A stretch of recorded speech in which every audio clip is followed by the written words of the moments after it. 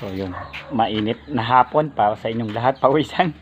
So nandito kami sa Barangay Tuwa, Magallanes, Cavite. Kakabit na lang to, power supply. Yan.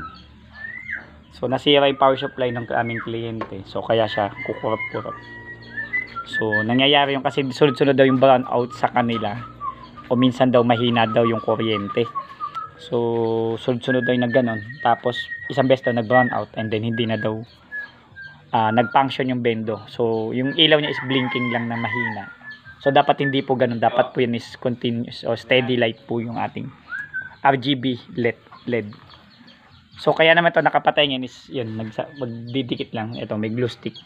So i-glue stick pa lang yung didikit namin yung power supply sa ceiling ng bendo.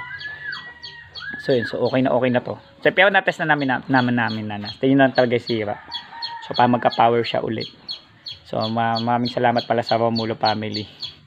No, kasi pangalawang bendo na nila to sa amin from Kaluwangan, Magallanes, saka dito po sa Barangay Tuwa. So itong bendo na to is almost 2 years na rin naman. Pero kahit na dapat hindi po agad masisira. Siguro isasuggest ko na lagyan siya ng ABR kung patuloy na magkakaganon. Nasiyap yung sisi.